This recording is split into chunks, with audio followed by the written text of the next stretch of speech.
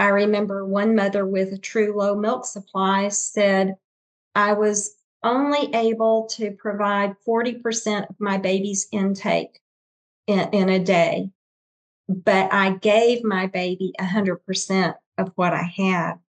And I love I that. think that's a beautiful way to look at it.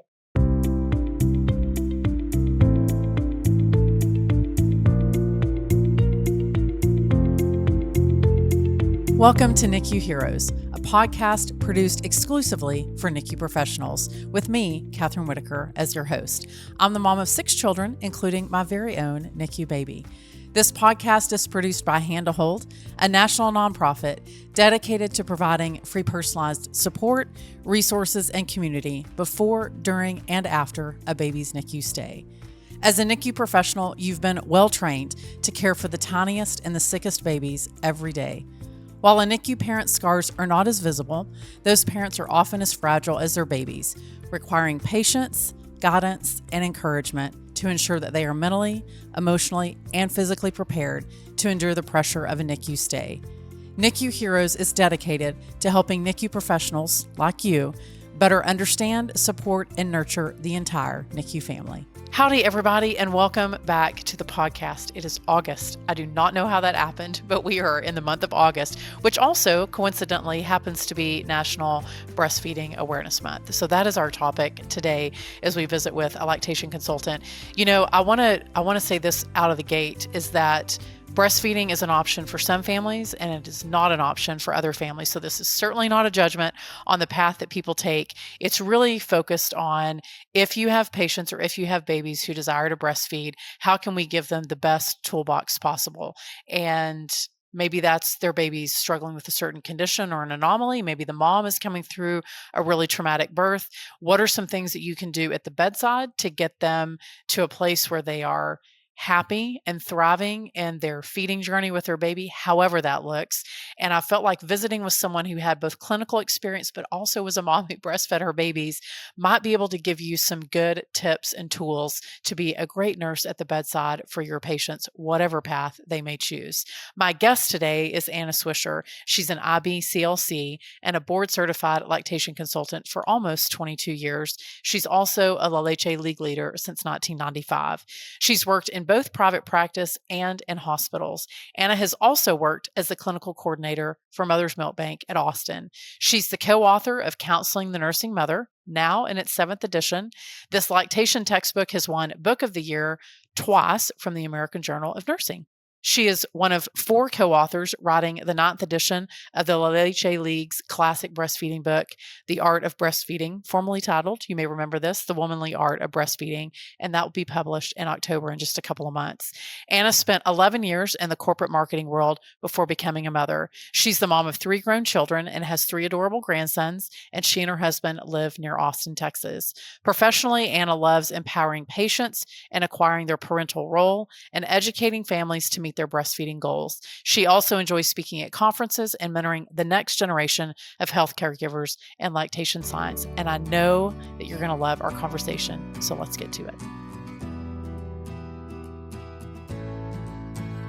Well, I'm very excited to have the resident breastfeeding expert in the room. Anna, thanks for joining me today. Oh, you're so welcome. Thank you for having me.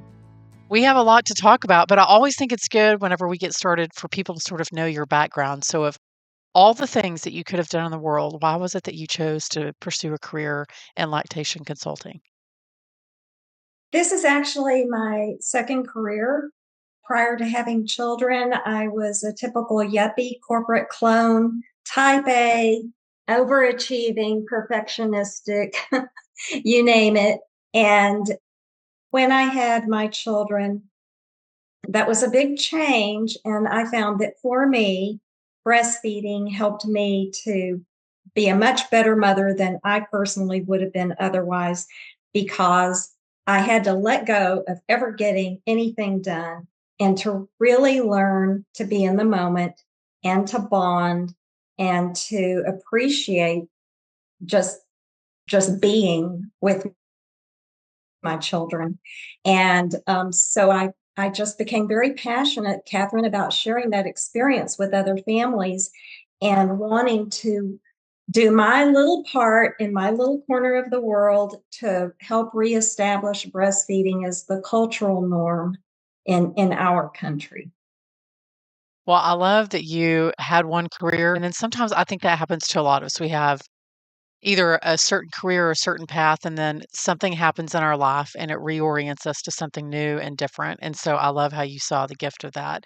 So sometimes people may be wondering, like, what's the difference between, I want to say this the right way, a lactation consultant and an IBLC. So what's the difference? Well, I guess you should first define what IBLC is, and then give us I guess the answer to what the difference between those two things are. Sure. So it's IBCLC are the alphabet soup for International Board Certified Lactation Consultant. And in the United States, anybody can call themselves a lactation consultant, but the IBCLC certification is the gold standard, if you will, because it includes a lot of rigorous education, 14 health science courses, 95 learning hours, and up to 1,000 hours of clinical supervised direct lactation care. So, and then you take the international exam, which is a global exam, and IBCLCs have to recertify every 5 years by continuing education credits. That compares with educational organizations who may offer all kinds of certificates, but they may be as little as 3 or 4 days of classroom education and no clinical experience. That being said, there are some very important breastfeeding supporters who are not IBCLCs, especially WIC, breastfeeding peer counselors. They provide crucial help to mothers and families who are on WIC, which is Women, Infant, and Children's Nutrition Program. And there are volunteer organizations such as La Leche League, accredited leaders, and Breastfeeding USA counselors. So there are a lot of breastfeeding supporters out there, but there is a difference in that certification. And most NICUs in the United States will have an IBCLC on staff to help the doctors and nurses and other caregivers with families nursing in the NICU. I'm glad you said that because I mean, I certainly had an amazing lactation consultant when we were in NICU, and then certainly with all of our other babies. But we did have the chance to work with other lactation consultants post NICU. And I remember thinking that they were competent, capable, and amazing, but I knew that they didn't have that certification. So I'm grateful to hear you say that there's a lot of different ways that I think people can access that depending upon what your needs are. So I'm glad that now I know. Now I know the difference. Okay, so I know that I have 6 kids and 5 of them were just quote unquote normal. I was just in the regular postpartum unit. And then one of mine was in the NICU. And I think I'd like for you to speak into sort of what's the difference when it comes to lactation consultants when you're working with moms who are in the postpartum unit versus moms who are in the NICU. There is a big difference in a healthy standard birth, full term baby. Usually, you will take advantage of that first hour or two after the baby's born, put the baby skin to skin, and leave the mom and baby alone until after the first breastfeeding.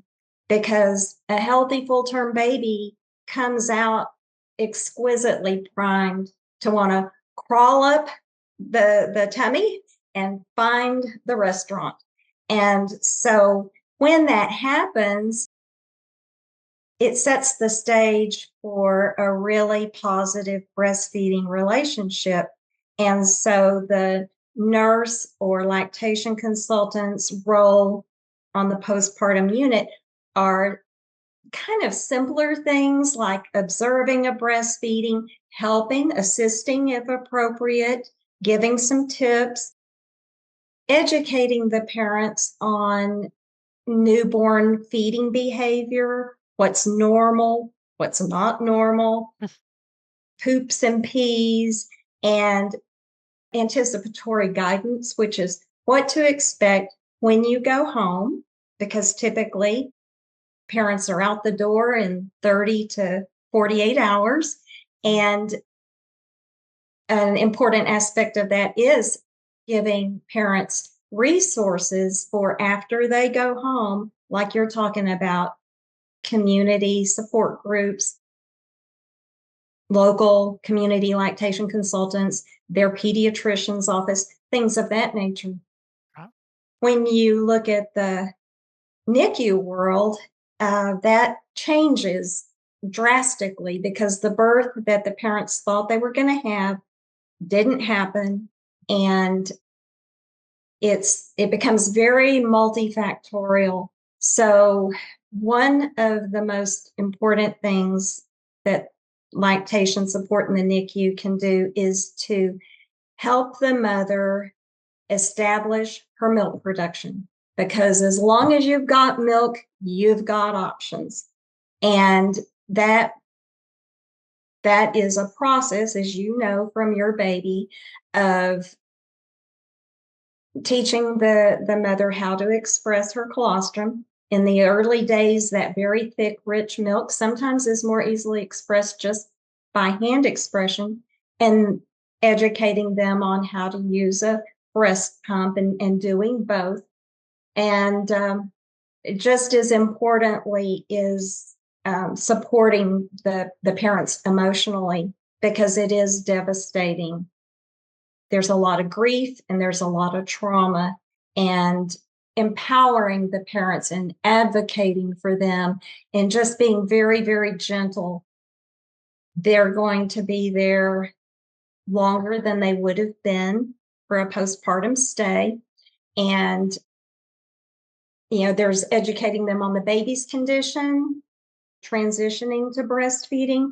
And then there is educating them on the mother's situation, because many of the parents have, with babies in the NICU, the mothers have medical conditions.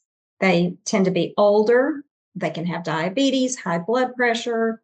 They may have had a postpartum hemorrhage. Just it's very complex. So it's much more long term. Yeah, I mean, as I'm thinking about that, for at least for me in that first little bit, I think, Anna, that we had a lactation consultant who was at our bedside fairly early, like Mhm. sharing, okay, you need to start pumping. But I also had the benefit of having had 4 other children, so I sort of knew. So, do moms, I guess, or NICUs, like, what's the standard? Is it typically that a lactation consultant is gonna be there with them? Is that the role of the nurse until the lactation consultant comes? Like, I'm trying to get a sense of what people can expect when they find themselves in this very traumatic place, and now someone's like, "Hey, you need to start expressing breast milk." Whose role is it to make sure that that happens? Well, in the best of all possible worlds, it would be everybody's role.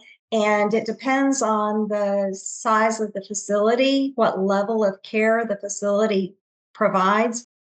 If you are in a large hospital that has a NICU, typically you're going to have somebody available every single day.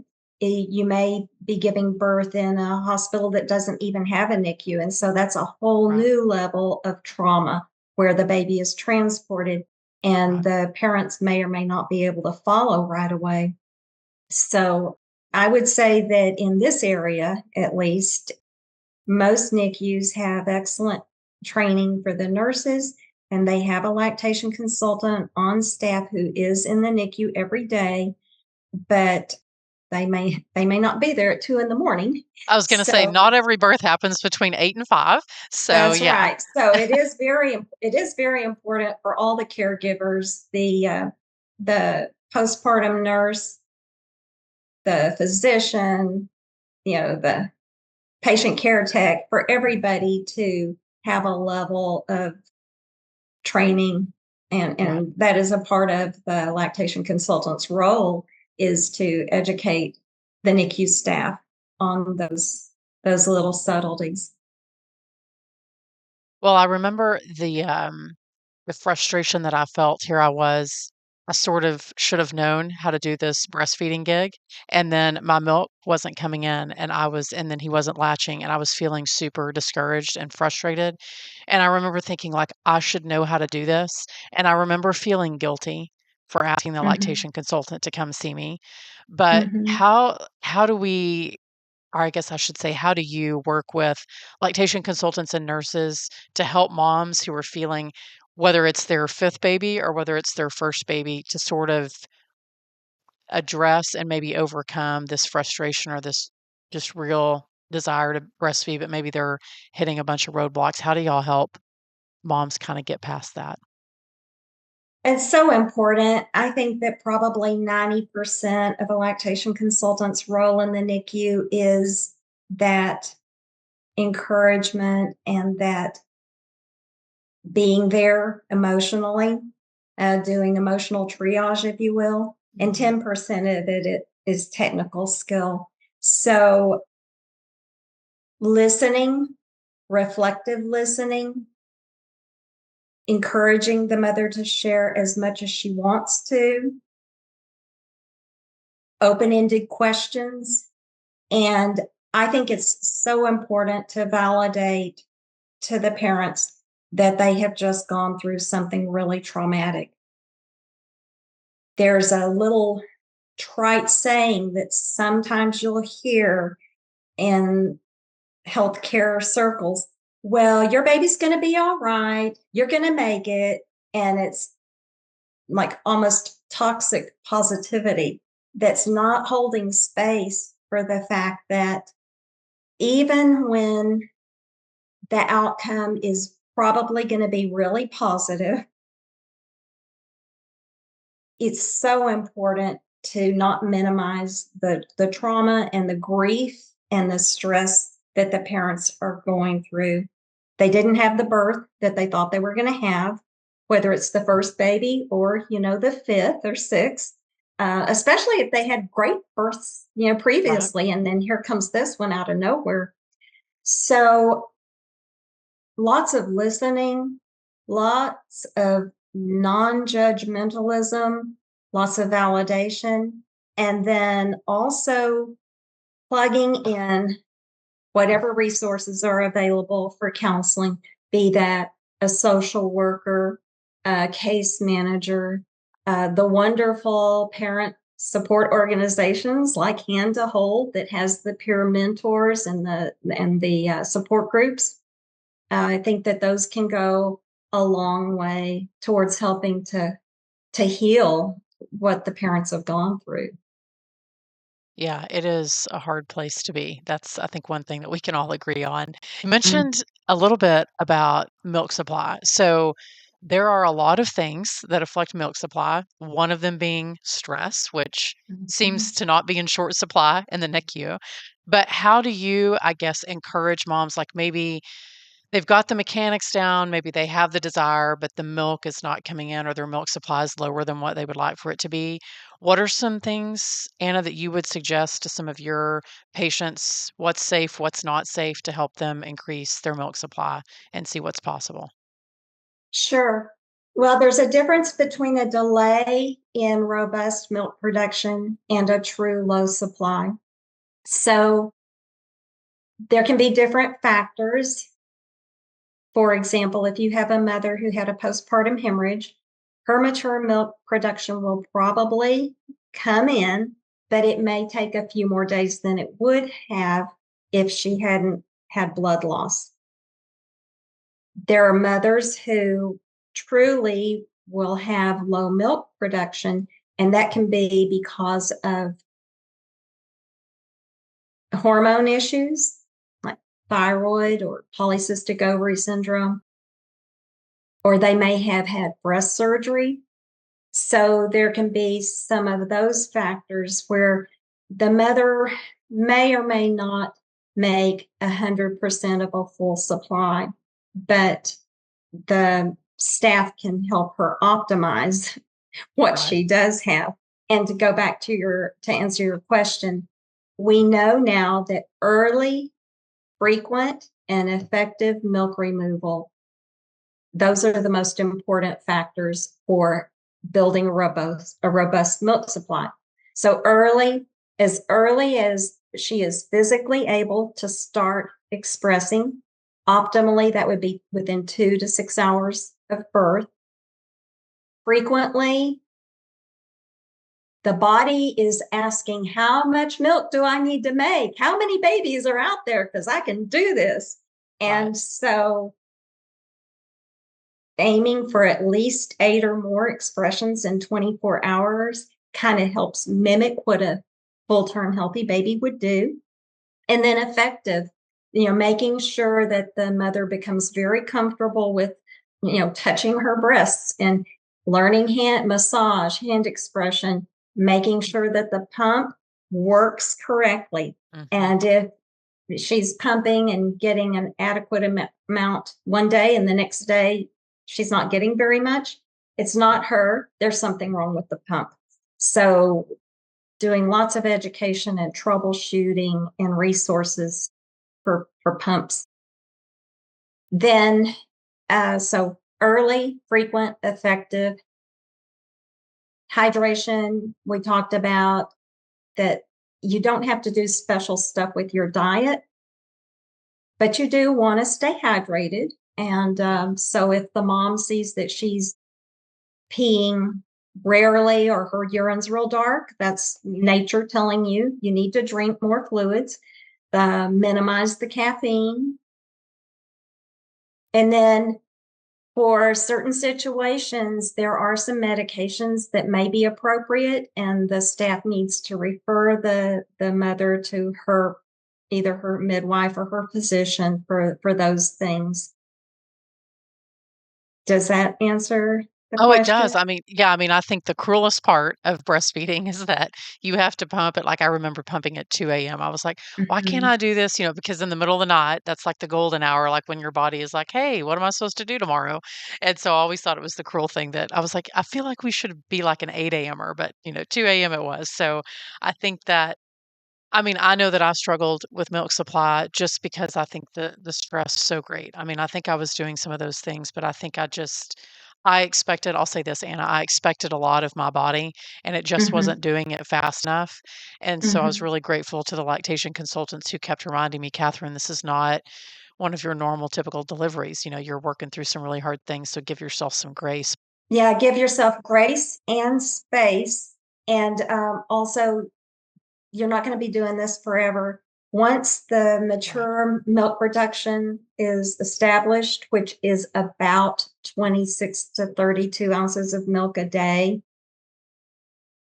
then the mother can work with the lactation consultant to tailor a pumping plan specifically for her because everybody's storage capacity is different. So some Right. moms may need to pump very frequently. Other moms can really cut back. And of course, hopefully the baby will be transitioning to direct breastfeeding and there will be less and less and less pumping Right. needing to happen. Right.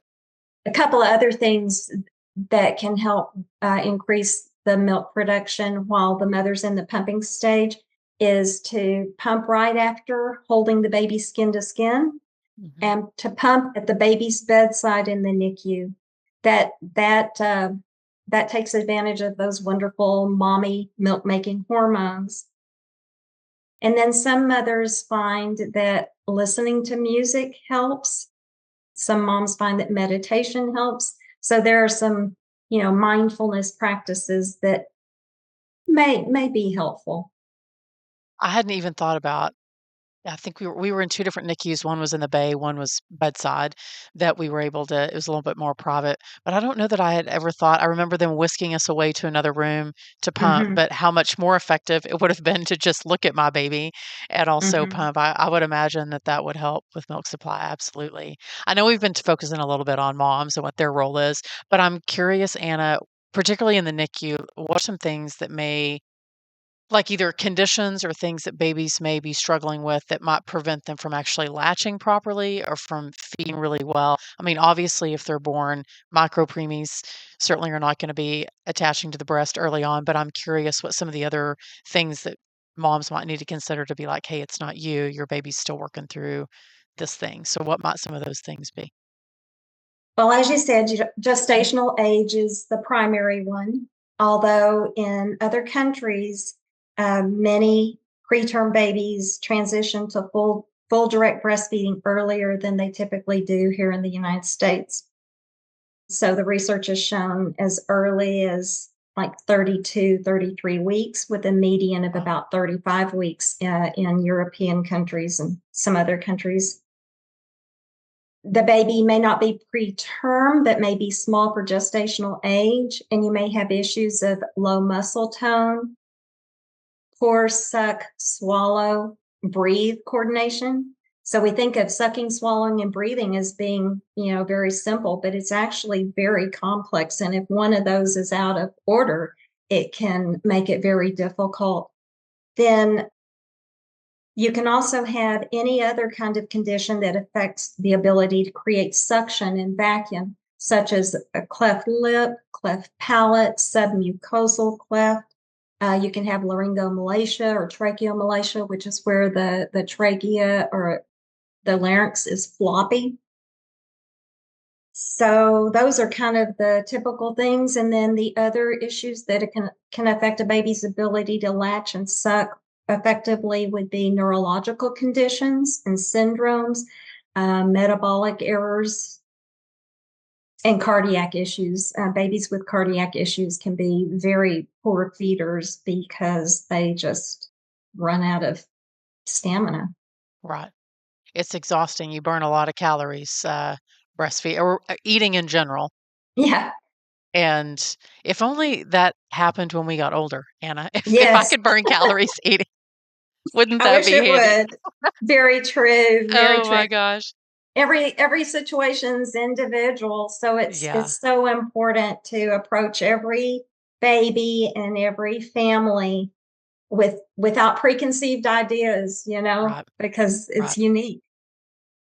It is, just like our babies are unique. I know Mhm. that there are some women that have employed, and I know that as a lactation consultant, you've helped women do this, that there are other ways in which that you can either direct breastfeed, maybe with assistance, maybe they need, maybe you need to mix your breast milk with fortified formula, or there's like a lot of different ways that we can, like nipple shields and all those other things. So maybe walk us through what some of those things might be to assist either getting the baby latch or also helping with just milk production in general or getting them to eat well? Give us an idea of what some of those might be. Sure. Do you want me to talk about some of the positions that might be helpful with helping the baby to latch Yeah, and let's do then the that. devices? Yeah, Okay. let's do that. So there are several positions that some parents find are helpful when they're nursing the baby in the NICU setting because it's not warm and fuzzy, but hopefully the chair in which the mom sits is a reclining chair. And so if the baby is stable enough, I'll use my baby doll here. I love it that we have props. Yeah, y'all should be watching on Yeah, YouTube. so This is great. leaning back with the baby so that mom is like pretend this is the mom and this is the baby. That is mimicking the baby's innate feeding instincts. Going back to that healthy full-term baby, they are wired when you put them on their tummy to start crawling and find their way up to the breast. So doing that with the preterm or NICU baby can work very, very nicely. Another position that some moms find is helpful is what we call the clutch or the football hold. And that's where you're holding the baby to the side. And that can be real helpful, especially for mothers who are large breasted, because they can support the weight of their breast. One trick that is helpful is instead of having the baby flat on his back, have the baby angled so that the feet are lower than the head. That can be helpful. And then there are lots of other little tricks. You had asked about the wires and the cords and everything. And typically, I've seen two different approaches. One is to get the baby positioned and then have the caregiver tuck a blanket around the mother and the baby so that the cords don't dangle and get tangled. The other is some parents are more comfortable if they swaddle the baby, but just do a half swaddle because, usually the lines and everything dangle from the baby. So you can do a little half swaddle, and that helps contain those cords and lines. But the baby has their hands free because their hands are very important. That's how they explore the world. So, you want to give them access to their hands. I remember it being a 3 or 4 person job. I would get settled and we would get the baby and we would have to do the whole thing. So don't give up. I guess I'm encouraging families, like, it might take a few people to get everybody situated, but Mhm. it's possible. Mhm. And then you had asked about the devices. Right. So the devices that the staff may use fairly frequently would be the nipple shield, which is a very thin piece of silicone, looks kind of like a hat that goes over the nipple. And there is nothing wrong with mom's nipple.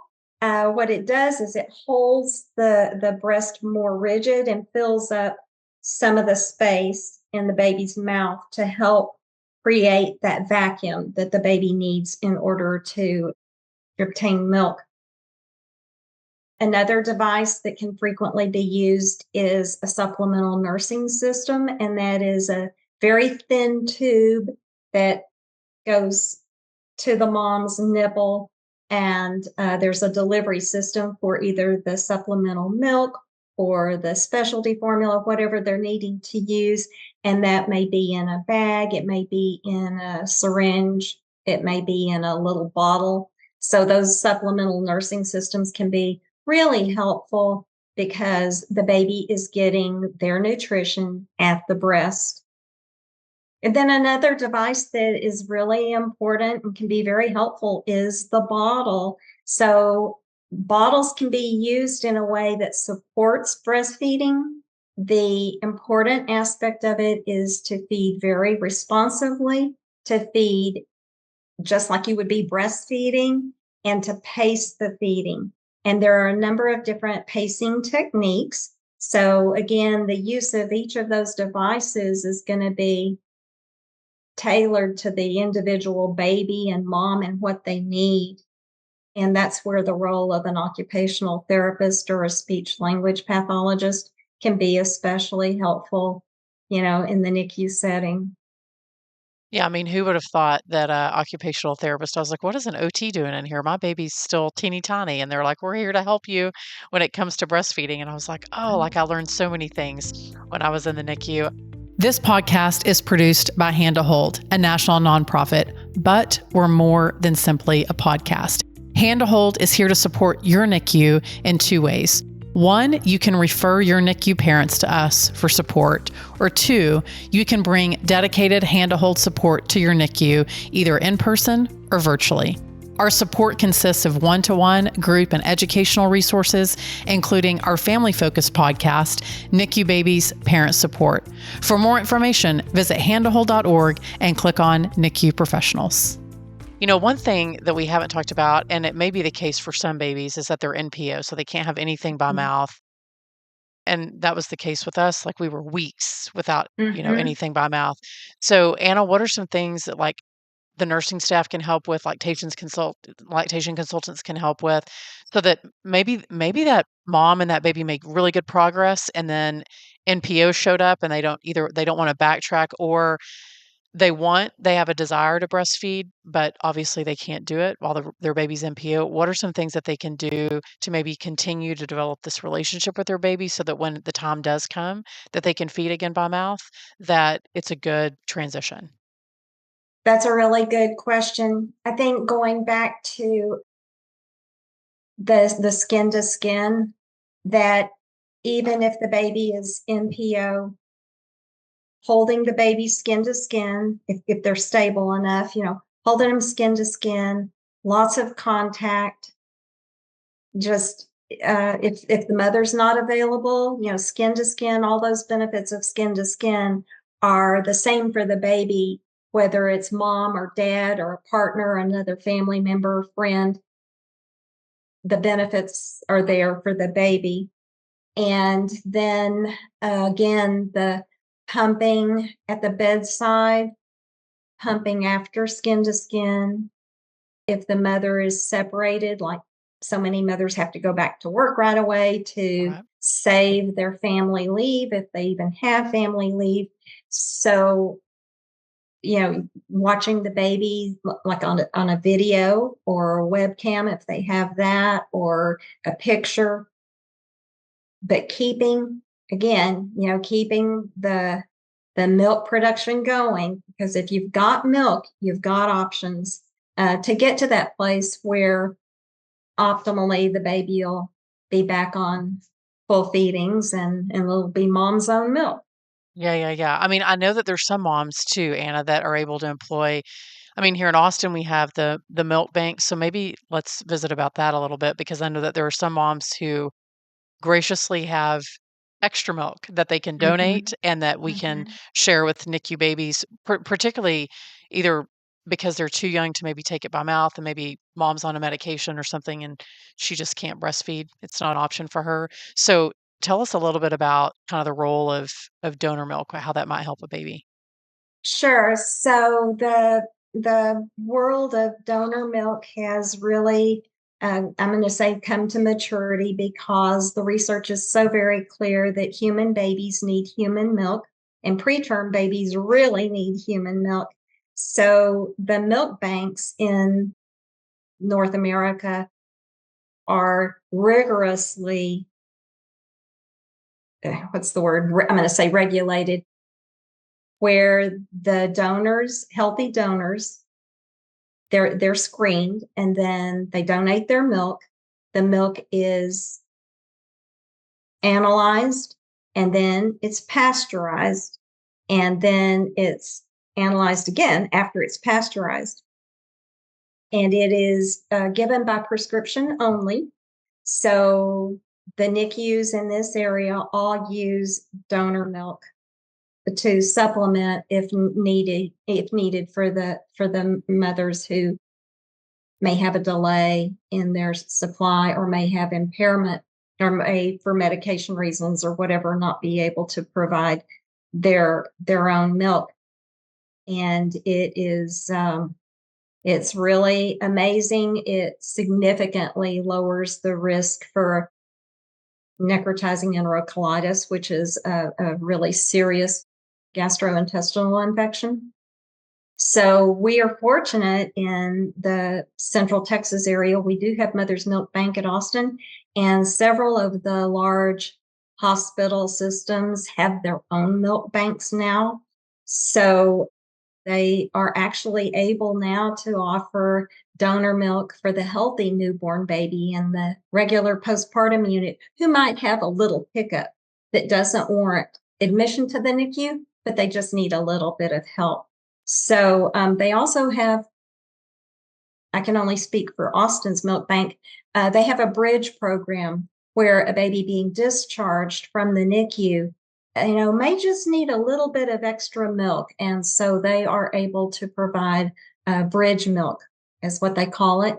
When you have a baby who has a real significant medical need, for example, a baby with chylothorax, they they can get prescriptions for outpatient donor milk from the milk bank. Yeah. I love that. I mean, I love that that's an option. I think it was just starting to become an option as we were in the NICU the first time. So I think that I love that we have options for our babies. Like you said, every baby, every family is unique. I know Mhm. we've been talking a little bit about babies and moms, but I'd like for us to switch gears for a little bit. Often we have dads or partners involved in the birth of a baby and they want to be involved in feeding and nourishing their babies. Like, I know you mentioned skin to skin. What are some things that we can provide or experiences that we can give to them so that they too are sort of participating in this nourishing our babies so that we can get them out of the NICU and get them home. That's a really important aspect. And one thing that I don't think gets enough press is that partners and fathers can also have postpartum mood disorders, just like the biological mother. So they tend to be shuffled off to the side, and yet their role is so very important for the child's ongoing benefit. So there are a number of ways to involve the partner or the dad or the other family member in the baby's care, all of the diapering, as they start to, bathe the baby, feeding the baby if the mom is not able to be there. So many times, as in your case, there are other children at home. And Right. so you've got a mom who's trying to be in two places at once. And it doesn't work very well. So the family member holding the baby skin to skin, doing light infant massage, bathing the baby, feeding the baby, again, in a developmentally and nurturing way, so that, if they're bottle feeding in mom's absence, it's a nurturing experience. It's not a race to see how fast they can get the baby to finish the feeding. Right. There's not a contest for doing it fastest, yeah. Right. Well, I love that I mean, it's a good reminder that at the bedside that there are lots of ways to involve parents in the caregiving of their child as they're working through this hard place that they're in, but yet they can still parent well in the NICU Mhm. and giving them opportunities to do that. I know we got more confident. I would start to ask the nurses, "Can we do that? Can we try that?" Because I think I was nervous to ask, "Can I change their diaper?" And I'm sure the nurses were like, of course you can, but I think I was Mhm. nervous because the cords were overwhelming and you worry like, am I hurting my baby? And so I think this good dialogue that we can start to develop of let's get you involved in the care of your baby and how can we do that in the best way is a good thing. So we've been talking about a little bit about the actual breastfeeding itself, but I'm curious, Anna, what some of the resources are that y'all might give to a family as they get ready to sort of transition out of the NICU to ensure that this feeding of their baby continues to go well, or if they're running into hard things, how do you help them get over the speed bumps? Okay, so you're talking about the anticipatory guidance as they get ready to go home, as the baby gets ready to graduate? Yes, some of that, and then also like what resources exist, outside of the NICU that they can turn to if they have some hard days. Well, one of the ones that we're fortunate to have here in the Austin area is Hand to Hold, because the Yeah. support doesn't go away just because they graduate and leave. And so I think those bonds that parents can form with other parents, you can be friends for life. Yeah. And because, ages and stages, and so many of us go to the NICU reunions, and you see those little teeny tiny babies that weighed a pound and a half or 2 pounds, and now they're running around and climbing up the trees, and it's just so life affirming. So, in addition to those kinds of support groups like Hand to Hold, which also, they offer counselors. They actually have counselors now to help parents process that trauma and that post traumatic stress after the baby's graduated in your home. It's like, oh, everything should be wonderful now. But that's sometimes when it hits, That's when it because gets you're hard. no longer in crisis mode. And it's like, oh, oh, this really was awful. There are online communities, La Leche League and Breastfeeding USA have in-person groups. They have virtual groups. I can't say enough good things about Postpartum Support International.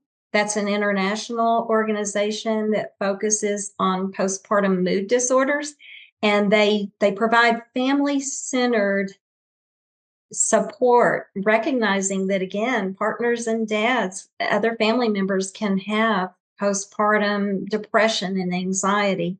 And so that is a really good resource. They offer virtual support groups as well. And then here in Texas, Texas First Steps provides post NICU care and support for the child. So, the developmental milestones, I think they follow the babies until they're 3 or 4 years old. So that's a resource. And then, of course, in addition to WIC and the breastfeeding peer counselors there, there are community private practice lactation consultants, some of whom, take insurance, and many hospitals offer outpatient lactation clinics. So it's so important because many babies are not fully directly breastfeeding when they leave. They graduate, but they're not robust feeders. And so a large part of that last transition takes place out in the community. So lining parents up with those resources is so important to help them meet whatever their feeding goals are. Yeah, I mean, that it is. It does get hard. I mean, I think when you're in the NICU, you have access to the people that can help you solve the problems fairly quickly. And then you go Mhm. home and it gets really difficult, or you have another hospital stay or another procedure, and then you have a setback in feeding or sleeping and in all the other ways, and then you kind of have to feel like you have to start back over again. So I think this sort of resource packet that we can give to parents to say, like, these are places that you can go, these are people that can talk to help you get past some of those hard things, and that there's probably going to be some hard days, but they're not always going to be hard, and you're going to get better as you start to figure out your baby and start to figure out what you can do. But yeah, definitely I would say post NICU is, is when it gets really hard. Yes, yes, and also to just practical things of helping the parents, you know, financially. It's a huge financial drain. Food, meal trains, have somebody come and clean your house, grocery shop, put in an HEB order, pick up your other children from school, gas money, take your car in for an oil change. All of those things that typically parents don't want to ask for that help. So many times just doing it, the saying, "Oh, let me know if there's any way I can help." That's so vague. But when you say, "I've put in an HEB order for you and it's going to be arriving at 6 p.m., it's like, "Oh, okay."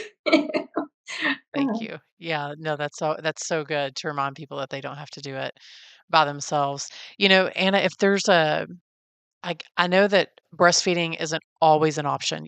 Maybe there's, like you said, there's some challenges with the baby that they're working through. There's some challenges with mom, or it's just not an option. How do we continue to develop and encourage parents to have a relationship with their baby? I know feeding our babies is a very intimate experience. And Mhm. sometimes when that's interrupted, either with a challenge they have or a challenge you have, it becomes a stressful thing. And so, how do we help parents bond well with their babies, certainly through that feeding time, if breastfeeding just isn't on the table for them? I think that validation and affirmation are really important. And there's a difference between the parent who, chooses not to lactate for whatever reason. So giving them a lot of grace because we never know what the Right. backstory is or what is going on in their lives. Things like domestic abuse, intimate partner violence, those things are very real, and they're not things that moms are very open with many times. So validating the things that they do with the baby, the feedings can still be very nurturing and bonding.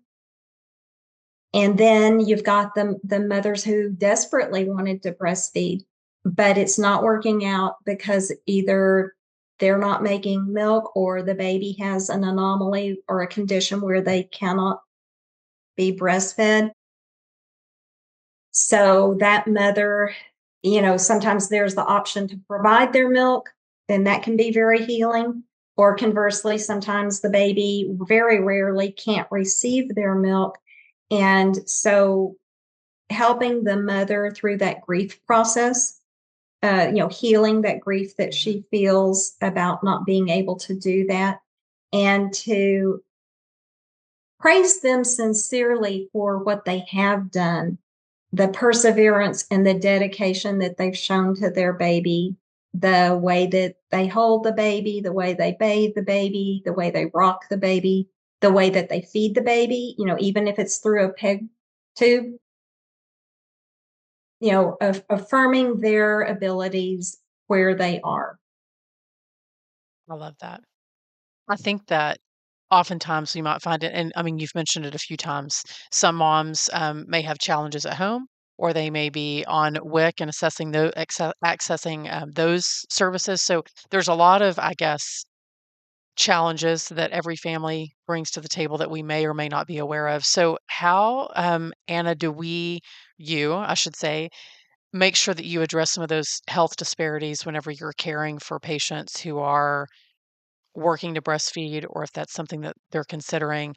How do you address sort of this gap in how we care for them and what their resources are when they get home? Well, so if you're talking about the health disparities and the inequities that are just rampant in our Yes. system, I think it's so important for those of us who are a part of the privileged group to have a real spirit of humility and to enlist the voices in those parents' community. So, for example, if they are WIC eligible, many parents are WIC eligible and they don't even know it. You can be not eligible for Medicaid because you make too much money, but you are eligible for WIC. And so you would think that that information would be clearly given throughout the prenatal period, but it's not. I can't begin to count the number of families that when you ask them about Medicaid and WIC, they have no idea. They have no idea. Nobody informed them. So that's one avenue. And then here in Austin, we have some wonderful organizations. We have GALS, which is Giving Austin Labor Support, and they provide free doula support, not just for the labor experience, but postpartum doulas. We also have Black Mamas ATX, that is a community that works diligently to reduce the disparities in maternal illness and mortality. We also have in Austin the Village Place, which is a community for health care and social support and education for families of color in the Austin area. And I think it's also important in my profession, especially for us to mentor students from marginalized groups and increase the numbers of caregivers who look like the families that we're serving. So that's another thing I'm really passionate about. And then lastly, all of us as healthcare providers can advocate for better family leave protections Yes. and increased social services because we really are making an investment in these babies and children. I love all those resources. I mean, I'm sure that if someone's listening to this that does not live where you and I do, that all they have to do is, plug into their hospital and say, like, what resources serve our hospital, our area, because my guess is that around the country, there are many more grassroots organizations that see a need and are trying to fill that gap. And so it's just Mhm. a matter of saying what programs exist that can serve our patients and our families, and how do we get them connected. I know sometimes that's through a social worker, sometimes that's through y'all as lactation, sometimes that's through the nurses or the doctors. So there are a lot of resources out there, and I think we have to continue to remind ourselves to keep our eyes open as to how those Mhm. organizations can serve our patients and serve them well.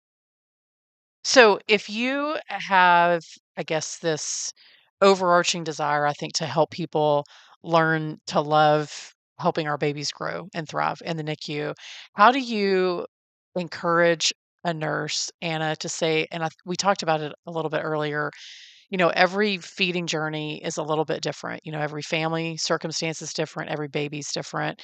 So, depending upon what that family chooses to do, how do we help our nurses to be mindful and respectful of, well, this is what this family's going to do. And it may look very different than what the family across the bay is going to do. But how do I honor and support both of those families so that they feel seen sort of in their circumstance?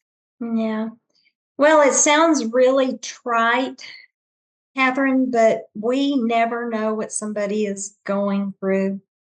And so listening and validating the positive things that the staff member observes, gently educating them. I think when we work in healthcare, we assume that people know what we know, and that's not the case. So it's just, very basic, gentle education, you know, tell the truth in love, and then accepting what the parent, chooses to do.